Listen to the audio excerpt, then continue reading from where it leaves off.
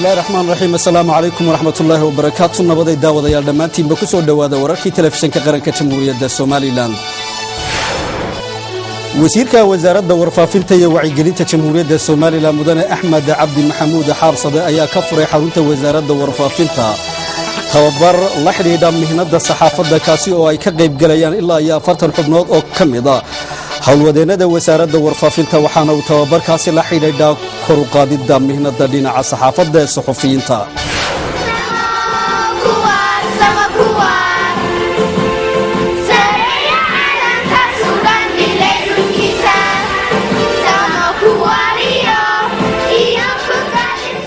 munaasabad ballaaran oo lagu furayay xarunta telefishanka qaranka jamhuuriyadda Soomaaliland ee magaalada London ayaa lagu qabtay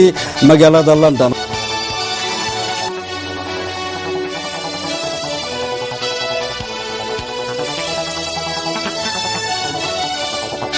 wasiirka wasaaradda warfaafinta iyo wacyigelinta jamhuuriyadda Soomaaliland mudane Axmed Cabdi Maxamuud Xaabsade ayaa ka furay xarunta wasaaradda warfaafinta tababar la xiriira mihnada saxaafadda kaasi oo ay ka qayb galayaan ilaa 40 xubnood oo kamid ah hawlwadeenada wasaaradda warfaafinta waxaana uu tababarkaasi la xiriira kor u qaadida mihnada dhinaca saxaafadda ee suxufiyiinta tababarkan oo ka qabsoomay xarunta wasaaradda warfaafinta jamhuuriyadda Soomaaliland isla markaana socon doona muddo 2 bilood ah ayaa lagu kobcinayaa aqoonta dhinaca saxaafadda ee shaqaalaha wasaaradda warfaafinta wasiirka wasaaradda warfaafinta iyo wacyigelinta jamhuuriyadda Soomaaliland mudane Axmed Cabdi Xaabsade oo furtaankii tababarkan hadal ka soo jeediyay ayaa tilmaamay sida ay wasaaradahan xoog u saarayaan kor u qaadista aqoonta shaqaalaha wasaaradda warfaafinta si ay u gutaan ayaa uu sheegay waajibaadka ay qaranka uga mas'uulka yihiin wasiirka warfaafintu waxa uu ku booriyay xubnaha aqoon kororsigan uu bilaamay inay ka faa'iideystaan fursadan isla markaana cilmiga ay kasbadaan ay ku dabaqaan hawl maalmoodkooda shaqo waxaanu go'aansanay markaa inaanu tacliintiina kor u qaadno oo tababarkan uu soconayaa halkan ku ekaan maayo hadda waa 2 bilood oo kala xigaya qofku waxaanu rabnaa inuu standard gaadho language-kiisa iyo khibradda aqoonta muxuu ahaa information marka macallimiintan lacag lagu siin maayo waa dadaal marka haw qaadanina wax hawl yar oo fudud waxaan idinku dardaarmayaa in laga qayb galo oo daily intaas ay socoto aan qofna habsaamin waxa kaloo halkaasi ka hadlay Faysal Maxamed Cabdi Faysal Farfarle iyo Maxamed Xasan Cali Waji oo ah macallimiinta muddada 2 bilood ah casharadan bixinaya iyagoo ku dheeraaday qiimaha ay warbaahinta ugu fadhido adduunka iyo bulshadeena waxa kaloo isaguna halkaasi ka hadlay Khadar Maxamed Cakulle oo isuduwaha barnaamijyada idaacadda Radio Hargeysa isagoo soo dhaweeyay tababarkan isla markaana ka warramay faa'iidada uu leeyahay wariyaashan ka qayb galaya munaasabad ballaaran oo lagu furayay xarunta telefishanka qaranka jamhuuriyadda Soomaaliland ee magaalada London ayaa lagu qabtay magaalada London munaasabad ballaaran oo si rasmi ah loogu furayay stuudiyaha telefishanka qaranka ee magaalada London ee waddanka Ingiriiska ayaa lagu qabtay magaaladaasi munaasabadaasi ayaa waxa ka qayb galay xiriiryaha guud ee qaranka jamhuuriyadda Soomaaliland mudane Xasan Axmed Aadan madax kala duwan oo ka kala socotay hay'adaha warbaahinta aqoon-yahano abwaano marti sharaf hawlwadeenada telefishanka qaranka ee magaalada London iyo xubno iyaguna ka kala socday jaaliyadaha Soomaaliland ee dalka Ingiriiska iyo qaaradda Yurub xafladaasi ayaa ugu horreyn waxa lagu furay heesta calanka jamhuuriyadda Soomaaliland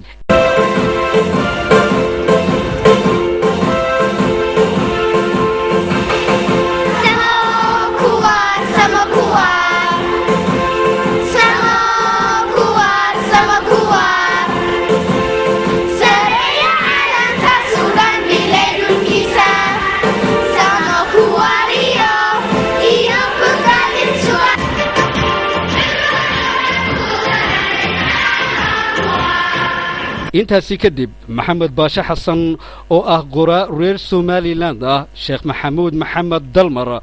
oo kamid ah suxufiyiinta waaya aragga ah ee aqoon-yahanada ah ayaa ka warramay muhiimadda mihnada saxaafaddu ay leedahay iyo sida ay laga maarmaanka u tahay in markasta lagu saleeyo runta iyo xaqiiqada wax kasta oo la baahinayo waxaana ay si diiran u soo dhaweeyeen furitaanka xarunta telefishanka qaranka ee magaalada London iyo guud ahaanba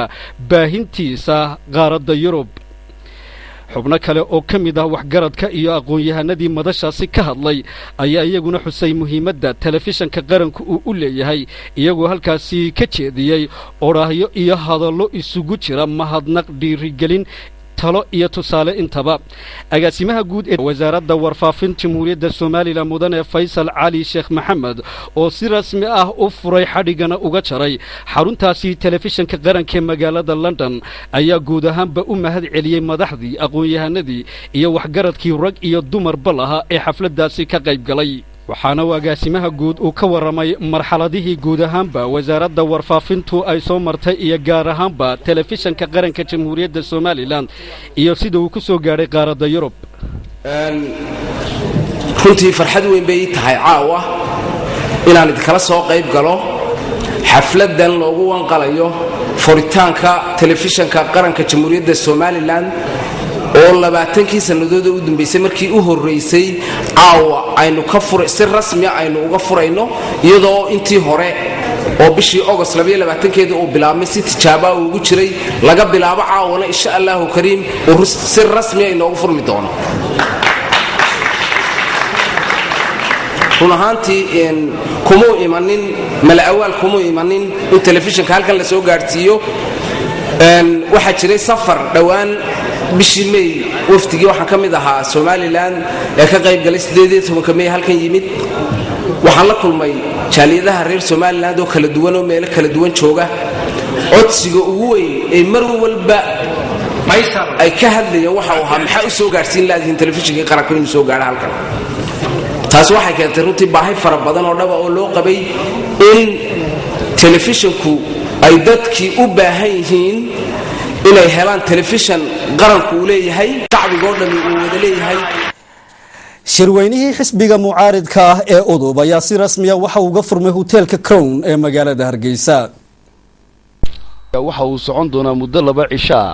waxaana shirkan ka soo xaadiray in ka badan 260 ergey oo kamid ah mudanayaasha golaha dhexe ee xisbigaasi iyo taageerayaal kamid ah xisbiga udub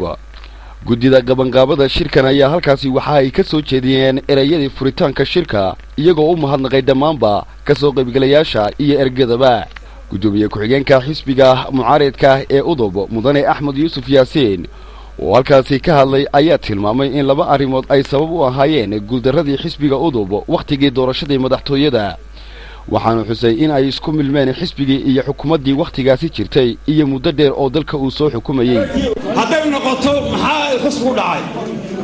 de sagaalna ciyaal bahay sideedna ciyaal ahayo isbedel dadku jecel isbedel sidoo kale waxa uu ka waramay in laga maarmaan ay tahay in sidii loo toosin lahaa waxyaabihii xisbiga udub ka qalloocday waqtigii uu talada dalka hayay mudane Axmed Yuusuf Yaasiin waxa kale oo tilmaamay in talada dalka ay u kala dambeeyeen 4 madaxweyne isla markaasina xisbiga udub oo haatan mucaaridi uu u taagan yahay in wixii dhaliil ahna uu xukuumadan u sheego wixii ay ku amaanan tahayna uu ku bogaadiyo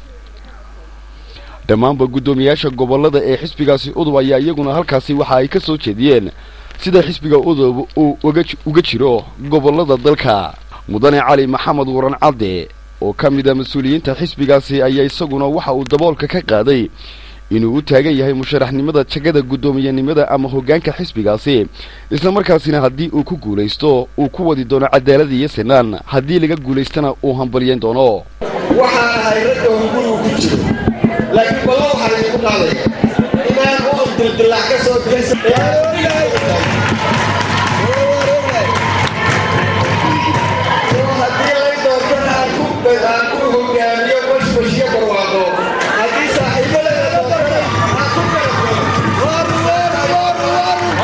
gudoomiyaha xisbiga uciid oo isaguna kamid ahaa ka soo qaybgalayaasha ayaa waxa uu ku bogaadiyay xisbiga udub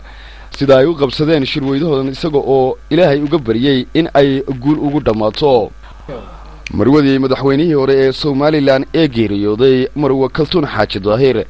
oo halkaasi ka hadashay ayaa waxa ay halkaasi ka soo jeedisay 2 qodob maanta waan ka naqsanayaa kiibu faaxiya kiibu naxawba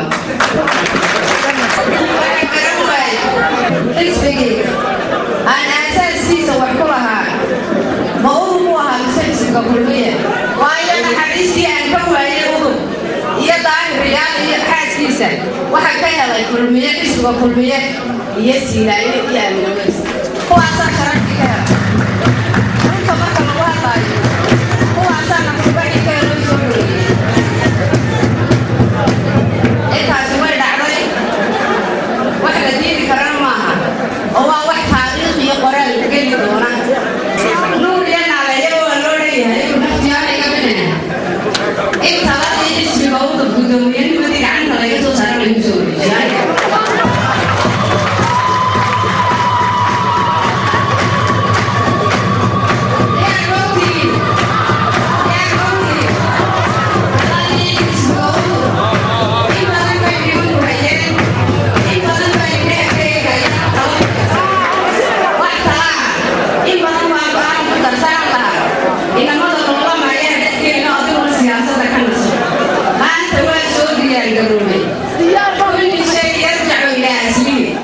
hadalkan ka soo yeedhay marwe kaltuun xaji daahir marwadii hore ee madaxweynihii geeriyooday ee jamhuuriyadda somalilan ayaa laf duun gashay ku noqday mas-uuliyiintii ama siyaasiyiintii xisbiga udub ee mudashaasi fadhiyey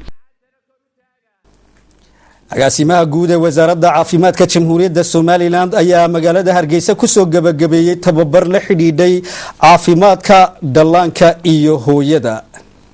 markanu muddo 3 maalmood uga socday 40 xubnood oo ka kala tirsan neersanka iyo mulasooyinka gobolada dalka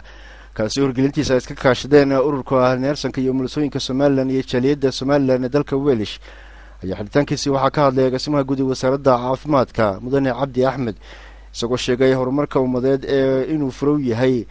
bulsho caafimaad qabta gaar ahaan hooyada iyo dhallaanka waxa agaasimuhu intaasi ku daray kana warramay qorshayaasha mustaqbal ee u qorshaysan wasaaradda caafimaadka kaasi oo sheegay inay u baahan yihiin in ay dalka gaarsiiyaan adeegyada caafimaad ee loo baahan yahay dhammaan gobolada iyo degmooyinka dalka si taasi ay u hirgashana loo baahan yahay shacbi iyo xukuumad iyo qurbajoog bayn gacanta la isqasado sidii loo taabagelin lahaa himiladaasi cabdikariim xaaji iyo saare xuseen oo ka socda Jaaliyadda Soomaaliland ee dalka Wales ayaa ka qaybgalayaashii seminaarkaasi guddoonsiyaday qalab caafimaad ah kusimaha gudoomiyaha ururka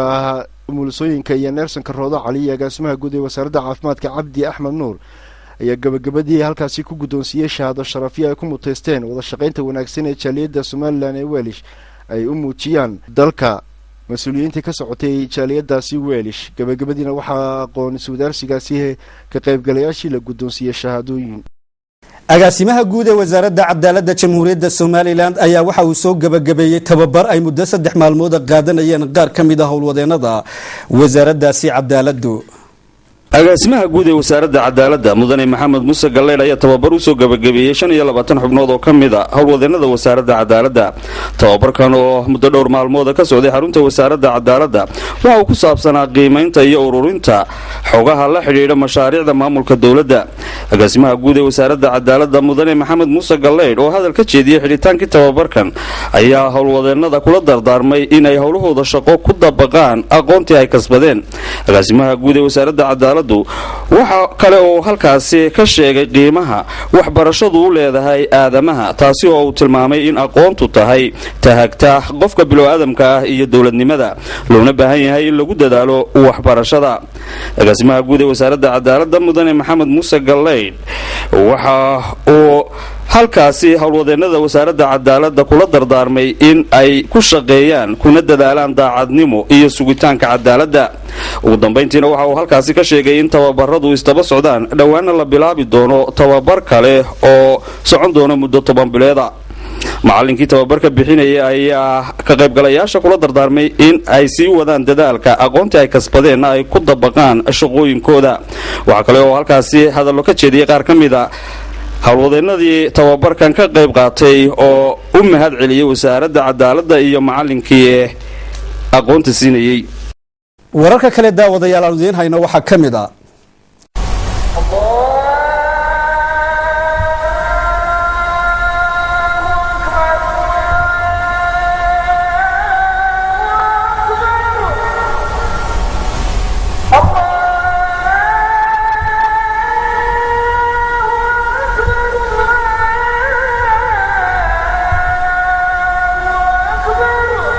halkan waa maka waxa uu islaamku see kala yimid dhammaan dacalada dunida waxaad arkaysaa markaad kabacada gudaheeda gasho ummado kala afa kala midab ah kala dawlad ah laakiin dadka isugu yimid waxay ka midaysan yihiin islaamnimada iyo gudashada waajibaadka xajka isku soo wada duubo waa meel nin taliya iyo nin loo taliyaba la sameeyahay qof kastaana uu sito laba go cadcad magaca loogu yeedhayo ama isu yaqaanaa ay tahay xaaji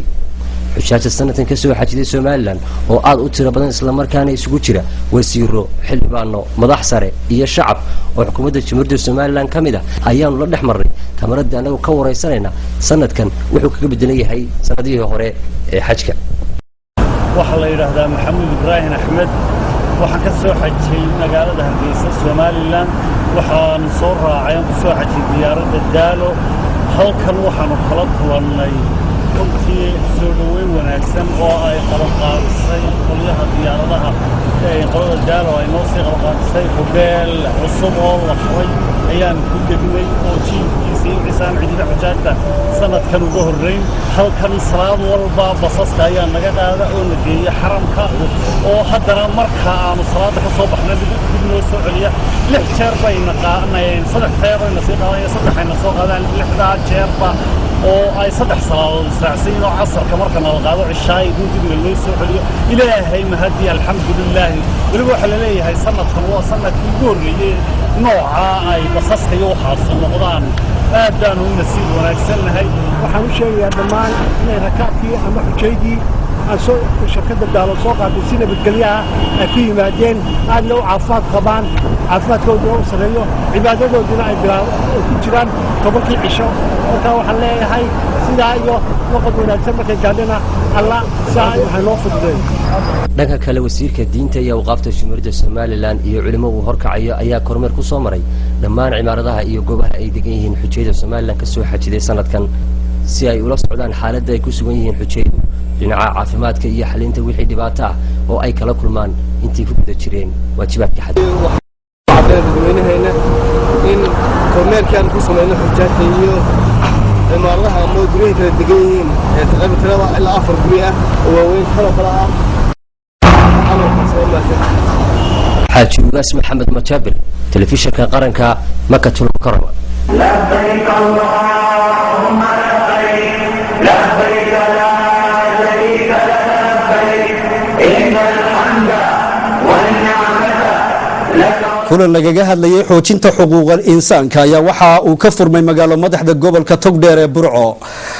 war faahfaahsan oo amuurtaasi ku saabsan iyo warar kaleba waxa noo soo diray wariyahayaga Cabdisitar Sabri kulankan oo kor loogu qaadayo ilaalinta xuquuqal insaanka gaar ahaan wacyigelinta taariifta iyo sidii loogu soo dhaweyn lahaa dadka socotada ah iyo waliba dadka barakacayaasha ah ee aanu dhalan Soomaaliland ayaa maanta ka furmay hotel barwaaqo oo ku yaala bartamaha magaalada Burco kulankan oo ay soo agaasimeen xafiiska xuquuqal insaanka qaranka Soomaaliland ayaa waxa ka soo qayb galay ama se ka qayb qaadanayay ururada bulshada qaar ka mid ah laamaha dawladda ciidamada booliska iyo waliba bulshada rayidka agaasimaha guud ee komishanka xuquuqal insaanka Soomaaliland Farxaan Cabdi Maxamed ayaa kulankan ujeedadiisa ku sifeeyay wacyigelin ku saabsan tahriibta iyo waliba dhimista xuquuqda muhaajiriinta Taleebaan warsame guuleed oo ah sarkaal sare oo ka tirsan komishanka xuquuqal insaanka Soomaaliland ayaa isna ka warramay dhibaatada ay leedahay tahriibta iyo waliba raadadka ay xilligan laga dhaxli karo sarkaalkan ka tirsan komishanka xuquuqal insaanka qaranka Soomaaliland ayaa sidoo kale gobolka Togdheer ku sifeeyay inuu xilligan ka mid yahay gobolada u dubdhaxaadka u ah waxa uu ugu yeedhay tahriibta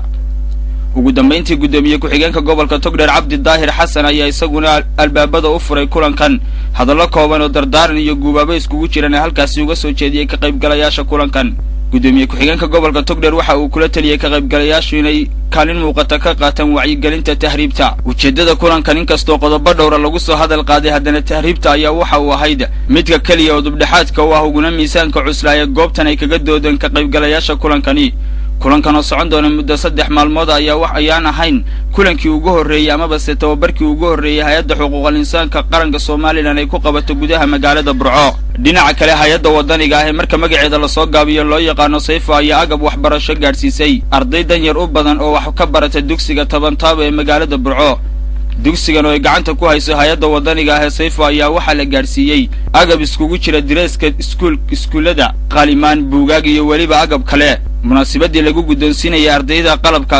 qalabkaasi waxbarasho ayaa waxaa hadallo koobkooban ka soo jeediyey islamarkaana ka soo qayb galay xildhibaano ka tirsan golaha deegaanka ee magaalada burco waalidiin macallimiin iyo weliba maamulka sayfo agaasimaha hay-adda sayfa cabdirasaaq salaad cali ayaa sharaxaad ka bixiyey ujeeddada ururkani uu u maalgelinayo dugsigan iyo weliba dadka tabaalaysan aan xilligan awoodin inay iska bixiyaan kharashaadka dugsiyada waxaana uu tilmaamay sarkaalkan sayfo inay inta badan ururkoodu gacan mugla siiyo dadka danyarta ah ee tabaalaysan islamarkaana uu ka qayb qaato dhinacyada kobaca ciyaaraha iyo dhallinyarada sidii looga wacyigelin lahaa waxyaabaha aan u habboonayn xildhibaan maxamed diiriya xayd iyo weliba xildhibaan cabdirasaaq maxamed toor oo labaduba ka tirsan golaha deegaanka ee magaalada burco ayaa ururka sayfo ku ammaanay qaabka ay xilligan ula dhaqmaan dadka dhallinyarada ah gaar ahaan dhallinyarada ciyaaraha iyo weliba dadka derbijiifka ah iyo kuwa danyarta waxaana ay soo dhoweeyeen in kaalin muuqata ay ka qaataan waxbarashada dadka danyarta ah iyagoo ugu baaqay dadka kale qurbajoogga ah ee reer somalilan gaar ahaan gobolka togdheer inay kaalin muuqata ka qaataan ugu dambayntii guddoomiyaha guddiga waalidiinta dugsigan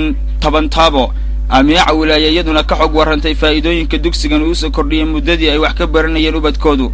dugsigan oo ka mid a dugsiyada ay wax ka bartaan carruurta ka soo jeeda dadka tabaalaysan amaba si qoysaska danyarta ah ee ku dhaqan gudaha magaalada burco ayaa waxaa gacanta si mug loogu haysa gacan taageerana siisa ururka dhallinyarada ee sayfo inkastoo ururkan sayfo uu ku keliyeysay dugsigani haddana waxaa mid muuqata inuu dugsigani u baahan yahay taageero dhinacyo badan ka timaada cabdisattaar sabri tv-ga qaranka burco barasaabka gobolka gabiley ayaa ka furay magaalada gabiley kulan lagaga hadlayo badbaadinta dhinaca deegaanka nimcaan deeg ibraahim ayaa warka nooga soo diray magaalada gabiley barasaabka gobolka gabiley cali aw aadan meecaad ayaa maanta si rasmiya u furay aqoon isweydaarsi heer gobol ah oo laga hadlayey qorsheynta ka hortegidda masiibooyinka dabiiciga ay soo qabanqaabisay hay-adda gurmadka abaaraha ee loo yaqaano narad aqoonsi-wadaarsigaas oo ay ka qayb qaadanayeen gudoomiyaasha degmooyinka kala duwan ee gobolka gabiley uqaasha waxkaradka culimaadudiinka iyo saxaafadda ayaa maanta si rasmiya lagu qabtay hotel askar ee magaalada furitaanka aqoon-isweydaarsigaasi heer qaran ee lagaga hadlay qorsheynta ka hortegidda masiibooyinka dabiiciga ayaa oranba waxaa hadal kooban ka jeediya barasaabka gobolka gabiley cali aw aadan meecaad oo sheegay in loo baahan yahay in la meelmariyo qorshaha ka hortegidda masiibooyinka iyo abaaraad iyo weliba sababaha keena masiibooyinka islamarkaasina qorshe laga yeesho waxaana kasoo qaybgalayaasha maahirada gobolada ugu baaqay in laga qabto sida jaridda deegaanka oo sheegay inay horumar u tahay barasaabku arrimahaasi ka hadlaya waxuu yidhi sababtuna waxa weeye wax badan baynu inagu kasbannay inuu roobku inaga yaraado dirtaynu jaraynaa ka mid a geedka haddii la daayo ciiddii wuu qabanayaa ciiddii wanaagsaneen labeeta lahayd geele oo sheegay in loo baahan yahay in maanta laga wada qayb qaato aqoon-isweydaarsiga laga hadlayay isbeddelka iyo ka hortegidda qorsheynta masiibooyinka dabiiciga ah waxauna sheegay in looga baahan yahay gudoomiyaasha degmooyinka kala duwan ee gobolka gabiley iyo weliba uqaasha culimaadudiinka iyo weliba bahda saxaafaduba inay ka wada qayb qaadato wacdigelinta dhowrista dhirta islamarkaasina layska kaashado arrimaha dabiiciga ah sidoo kale iyaguna waxaa halkaasi hadallo kooban ka jeediyey saraakiil kala duwan oo ka socotay hay-adda neerad iyo weliba mas-uuliyiin ka tirsan gudoomiyaasha degmooyinka kala duwan ee gobolka hoos yimaada waana markii ugu horreysay ee lagu qabto aqoon-isweydaarsi noocan oo kale ah magaalada gabiley xarunta gobolka gabiley nimcaan dheeg ibraahim tv-ga qaranka gabiley maayirka magaalada gabiley ayaa waxa uu dhagax dhigay dhismaha dugsi cusub oo laga hirgelinayo deegaanka degmada gabiley war faahfaahsan oo amuurtaasi ku saabsan waxaa noo soo diray wariyahaeega nimcaan dheeg ibraahim maayarka magaalada gabiley khadra xaaji ismaaciil yunis khadra xaaji geeriye xogayaha dowladda hoose cabdiraxmaan nuur abakar ayaa maanta booqasho ku tegay deegaanka gogeysa oo ka tirsan gobolkaasi gabiley maayarka iyo xogayaha dowladda hoose markii ay gaadheen deegaanka gogeysa ee ka tirsan gobolka gabiley waxaa halkaasi kusoo dhoweeyey dadweyne aada u tiro badan oo ah dadweynaha deegaanka gogeysa ee ka tirsan gobolkaasi gabiley iyo uqaasha waxkaradka iyo weliba ardayda dugsiyada ee deegaankaasi horeyna uqaasha waxgaradka iyo dadweynaha ku dhaqan deegaanka Gogoysa ee ka tirsan gobolkaasi Gabiley ayaa maayarka xogeeya dowladda hoose uga mahadnaqay booqashadan ay maanta ku yimaadeen deegaanka Gogoysa ee ka tirsan gobolkaasi Gabiley waxayna sheegeen in maayarka iyo xogeeya dowladda hoose yihiin maamulkii ugu horeeyay ee soo gaaray deegaanka Gogoysa ee ka tirsan gobolkaasi Gabiley waxayna sheegeen uqaasha waxgaradka iyo haweenka kala duwan ee deegaankaas inay uga mahadnaqayaan kormeerkan ay maanta ku yimaadeen deegaankani waxayna sheegeen inay uga fadhiyaan waxqabadkii caasimada gobolka Gabiley loo qabtay oo kale in laga qabto deegaanka Gogoysa oo ah deegaan ay bulsho badan ku nooshahay oo dhinacyada waxbarashada iyo caafimaadka ka liita xogeeyaha dowladda hoose Cabdiraxmaan Nuur Abubakar Isno Qoreenalkaasi ka hadlay ayaa uga mahadnaqay dadweynaha ku dhaqan deegaanka Gogoysa sida ballaaran u soo dhaweeyeen isagoo sheegay inay qaban doonaan wixii karaamkooda ah maayarka magaalada Gabiley Khadra Xaaji Ismaaciil Yoonis Khadra Xaaji oo maalkaasi ka hadashay ayaa sheegtay in loo baahan yahay in la isku tiirsado isla markaasina wax la wada qabsado waxayna maayartu ballan qaaday oo sheegtay in ay maanta si rasmi ah u dhagax dhigaso laba galaas oo ay ugu deeqday ka maamulaan deegaanka Gogoysa ee ka tirsan gobolkaasi Gabiley waxayna sheegtay in labadan galaas noqon doonaan labadii ka horeeyay ee ka turjumaya waxqabadka xukuumadda uu hogaamiyo madaxweyne Axmed Maxamed Siiraayo maayarka arrimahaasi ka hadlaysa waxay tiri baahida taalana ay dadkayagii na doortay ee shacabkayagii ahaa ee xukuumaddan isbeddelka ka sugayay ay maanta halkaas isku soo taagan iyagoo baahidooda ka turjumaya caafimaadka waanu idga gaarsiin doonaa wasaaradda shaqada kule iskuulka haddii la yiraahdo anagu maanta laba galaas baanu dhagaxaydeen dhigaynaa oo idin dhisi doonaa haddii la yiraahdo maayarka magaalada Gabiley gabagabadiina waxay kula tartaartay in dadweynaha deegaanka Gogoysa inay soo dhaweeyaan wax cid kasta oo qabanaysa isla markaasna looga fadhiyo in iyaguna kaantooda ka qaataan Nimcaan Dheeg Ibraahim TV qaranka Gabiley iskaashatada hilibka ee magaalo madaxda gobolka Togdheer ee Burco ayaa walaac waxa ay ka muujiyeen maamulka loo magacaabayo kawaan cusub oo laga hirgelinayo magaalo madaxda gobolkaasi ee Burco Cabdistar Sabri ayaa warkan magaalada Burco nooga soo diray iskaashatooyinka hilibka xoolaha ee gobolka Togdheer ayaa maanta iyagoo midaysan waxa ay walaac xoogan oo ay kaga cabanayaan hanaanka mustaqbal ee loo maamuli doono kawaan gowrac oo casri ah oo la sheegay in laga dhisayo gudaha magaalada Burco hiliblayaashan oo maanta si ballaaran ula hadlayay warbaahinta madaxa bannaan iyo midda dawliga ah ayaa waxa ay soo bandhigeen isu soo bax salmi oo ay ku muujinayaan dareenkooda kuna dalbanayeen in kawaanka gowraca ee casriga ah ee cusub ee laga dhisayo magaalada Burco uu noqdo mid ay gacanta ku hayso daryeeshana dawladda hoose magaalada Burco sidoo kalena aanay marnaba aqbali doonin ka hiliblayaal ahaan kawaanka madax bannaan sida ay hadalka u dhigeen dawladda hoose magaalada Burco hiliblayaashan oo maanta ka mid ah isna aragtida ku wajahan kawaanka casriga ah ee cusub ayaa waxa warbaahinta la hadlay gudoomiyaha guddiga hiliblayaasha ee gobolka Togdheer Ismaaciil Jirde iyo waliba gudoomiye ku-xigeenka iyo xubno ka mid ah hiliblayaasha gobolka Togdheer oo ay ka mid tahay Khadra Ibraahim Macallin waxaana ay halkaasi ka cadeeyeen aragtidooda ku wajahan iyagoo tilmaamay in hilibka xoolaha ay ka ganacsadaan uu noqon karo midka kaliya ay maamusha cashuurtana gacantana ku hayso sida ay sheegeen dawladda hoose magaalada Burco balse aanay marnaba aqbali doonin in hilibka ay ka ganacsadaan ay ku maamulaan sida ay hadalka u dhigeen shirkado ganacsi oo madax bannaan gudoomiyaha hiliblaha ayaan ahay Ismaaciil Jirde Cabdullaahi ayaa la yiraahdaa magacayga ninkii garanay labada oo sheegay marka dambe wax xiga waxaanu ka hadlaynaa kawaanka cusub ee casriga la sameeyo iyadoo aanan cid mucaarad ku ahayn dawladda aanan ka horiman cid kale aanan mucaarad ku ahayn waxaanu ka hadlaynaa oo xaq u leenahay ayaan mowqifkayga caddeynaa waxaanu caddaynaynaa kawaanka Burco laga dhisayo horumarinta gobolka ma diidan waa qodobka koobaad ka labaad dawladdeedana ka horumarin ma diidan marka saxad waxaanu diidanahay ee meesha ku jira waxaanu diidanahay waxana soo dhixgalay anaga dawladda ee saddex lagu noqonaya taasaanu diidanay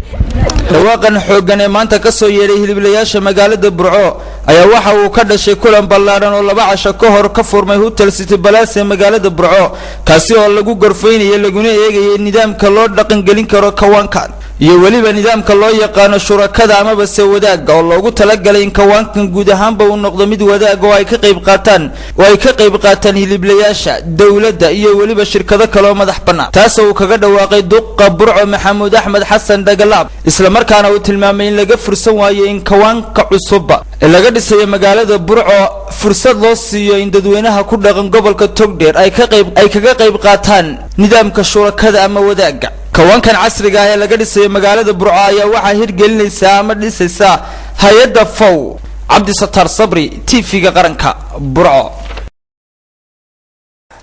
gudoomiye ku-xigeenka gobolka Saaxil oo ay mas'uuliyiin kale weheliyaan ayaa waxay kormeer ku soo mareen qaar ka mid ah dugsiyada gobolkaasi war faahfaahsan oo amuurtaasi la xidhiidha waxa magaalada Berbera nooga soo diray wariyahayaga Mukhtaar Cabdiraxmaan Maxamuud. gudoomiye ku-xigeenka gobolka Saaxil iyo gudoonka waxbarashada ayaa maanta kormeer ballaaran ku sameeyay guud ahaanba dugsiyada hoose dhexe ee magaalada Berbera halkaas oo ay gudoomiye ku-xigeenka iyo mas'uuliyiinta wasaaradda waxbarashada ay u kuurgalayeen xaaladda guud ee dugsiyada magaalada Berbera iyo duruufaha u gaarka ah ee ku xeeran iyagoo ay mas'uuliyiintaasina ay galaas u marayeen dugsiyadaasi ay saaka kormeerka ku sameeyeen iyagoo indheendheen ku sameynaya xaaladda guud ee dugsiyadaasi iyo waliba waxay ku sugan yihiin caruurta wax ka barata dugsiyada hoose dhexe ee magaalada Berbera waxa ay sidoo kalena ay warbixino kala duwan ay ka dhageysteen maamulayaasha dugsiyadaasi oo iyaguna cabasho xoogan ka muujiyay dhinacyada dhismayaasha iyo waliba dhamaystirka adeegyada iyo agabka ay dugsigaas u baahan yihiin ee caruurtu wax ku bartaan oo ay ka mid yihiin kuraasta ay caruurtu ku fadhistaan sidoo kalena waxa ay maamulayaashu ay cabasho xoogan ay ka muujiyeen dhinaca leerka iyo duruufaha xagaaga oo ay sheegeen in dhibaato xoogan ku hayo caruurta yaryar ee wax ka barata dugsiyada hoose dhexe ee magaalada Berbera iyo waliba nadaafada oo ay sheegeen in ay hoos u dhacday markii ay gebi ahaanba iskaga tageen nadiifiyooyinkii amaba dumarku u qaabilsanaa dhinaca nadiifinta dugsiyada kadib markii laga joojiyay gunadii yarayda ay ka qaadan jireen waalidiinta isla markaana la siin jiray dumarkaasi qaabilsanaa dhinaca nadiifinta dugsiyada hoose dhexe sidoo kalena waxay maamulayaasha qaarkood ay ka cabanayeen dhinaca dadweynaha oo ay sheegeen in ay ku soo durkeen isla markaana ay iskuulada dhulkii uu iska lahaa ay degeen cabashooyin aad u baaxad leh oo ay mas'uuliyiintaasi dugsiyada hoose dhexe ay saaka u soo jeediyeen maamulka gobolka iyo degmada Berbera inay si degdeg ah wax uga qabtaan isla markaana ay wasaaradda waxbarashaduna ay iyada u kurgasho sidii dugsi waliba uu heli lahaa adeegyadiisa oo dhameystiran kormeerkaasi kadibna gudoomiye ku-xigeenka gobolka ayaa saaka shir degdeg ah isugu yeeray maamulayaasha dugsiyadaasi kadib markuu saaka وليهisa ku soo arkay baahiyaha asaasiga ah iyo waliba dhibaatooyinka dhan walba ee ka taagan dhinaca waxbarashada gobolka Saaxil shirkaasi oo lagu falaaqeeyay baahiyahaasi iyo waliba sidii ay wax uga qaban lahaayeen maamulka gobolka iyo degmada iyo waliba wasaaradda waxbarashadu ayaa waxa uu halkaasi gudoomiye ku-xigeenku uu ka soo jeediyay hadal uu kaga warramayo duruufaha kala duwan ee ku xeeran gudoomiye ku-xigeenka ka horna gudoomiyaha wasaaradda waxbarashada ee gobolka Saaxil ayaa qiraynay dhibaatooyin badan oo dhan walba ay ka jiraan wasaaradda waxbarashada gobolka Saaxil oo baahan si degdeg ah wax looga qabto dhammaan maamulayaasha ka soo qayb galay kulankaasi ayaa iyaguna dhankooda halkaasi ka sheegay in ay ka qayb qaadan doonaan sidii wax looga qaban lahaa baahiyaha baaxadda leh ee ku habsaday dhinaca wasaaradda waxbarashada magaalada Berbera iyo guud ahaanba gobolka maana kormeerkii ugu horeeyay ay maamulka gobolku ay ku soo maraan qaar ka mid ah dugsiyada kala duwan ee magaalada Berbera bilso toddobaadkan gudihiisa ayaa gudoomiye ku-xigeenka gobolku uu kormeer ku soo maray dugsiyada sare ee magaalada Berbera Mukhtaar Cabdiraxmaan Maxamuud telefishinka qaranka Soomaaliland Berbera dawladda hoose magaalada Boorama waxa ay fulisay hawlgallo ay ku nidaaminayso xabaalaha dhinaca galbeed ee magaalada Boorama war faahfaahsan amuurtaasi ku saabsan waa kan wariyahayaga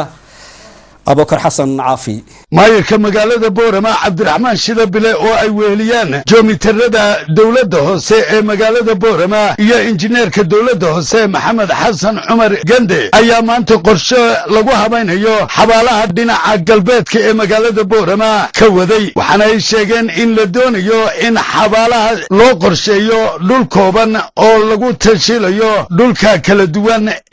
أي دادكو آدكو استعمالان وحنا أرنت قرشة dhulkaasi ka waramaya maayirka magaalada Boorama Cabdiraxmaan Shidabile waxana uu sheegay in ujeedada laga leeyahay ay tahay ujeedada halkan aan u imanay waxa weeyaan sidaynu la wada socono qabuurihii magaalada koornayaasheedu dhawey buuxsameen waxayna u buuxsameen kulleeyto iyadoo oo nidaamka laftiisuna waxa uu kaga jiro oo mid qof waliba meeshu doono ka qoday sidoo kale injineerka dawladda hoose maxamed xasan cumar ayaa faahfaahin ka bixiyay hawshan ay maanta wada dawladda hoose halkan maanta waxa ka socota hawl aan rabno inaan ku nidaamino xabaalaha oo ay nidaamkoodu inta badan dhul badan ay naga khasaaro sidaa awgeed waxaan rabnaa sidaa aad aragteen xabaal walba waxaanu ka dhignay 2 mitir iyo 2 mitir iyo badh oo ku filan xabaal ahaan si uu inoogu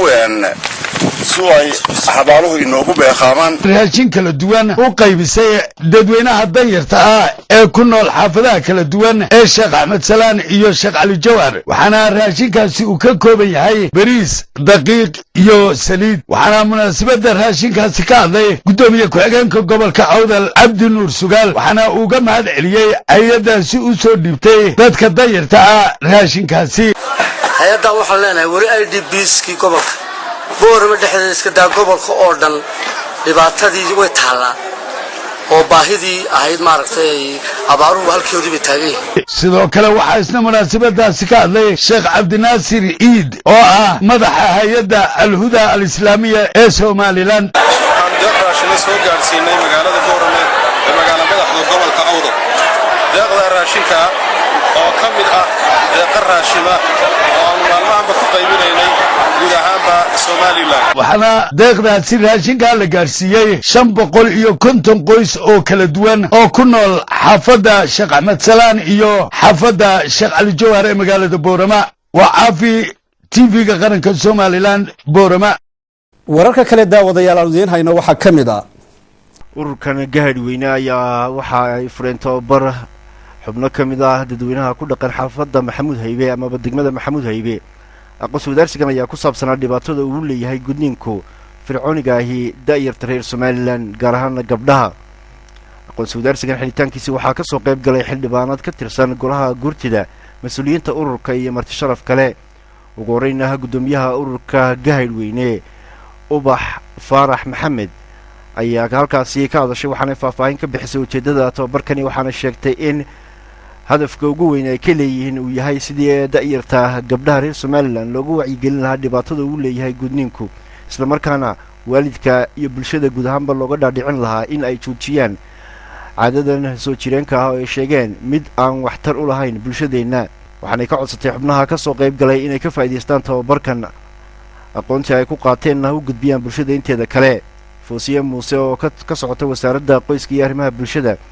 ayaa ka warantay iyaduna wasaaradaha sida ay u soo dhaweynayaan arrimahan oo kale isla markaana u dhiirigelinayaan ururada ku hawlan shaqadan gudoomiyaha degmada Maxamuud Haybe Marwe Sahra iyaduna halkaasi ka hadashay ayaa ka warantay xaafadan iyo faa'iidada uu leeyahay tababarkan waxaana sheegtay inay soo dhaweynayaan cid kasta oo aqoon ku biirinaysa shacbiga iyo bulshada degmada Maxamuud Haybe gabagabadiina xildhibaanada Faadumo Jaamac oo ka tirsan xildhibaanada golaha gurtida ayaa si qoto dheer uga warantay dhibaatada uu leeyahay daayirta gudniinka fircooniga ah waxaana ku burisay ururadan soo qabanqaabiyay tababarkan inay halkaasi ka sii wadaan iyadoo gabagabadiina halkaasi ka qaybgalayaasha u soo jeedisay in aqoontan ay halkan ka kororsadeen ay noqdaan kuwa ku dabaqa hawl maalmeedkooda isla markaana u gudbiya bulshada inteeda kale warkaasi waxaad kala socotaan telefishinka qaranka Jamhuuriyadda Somaliland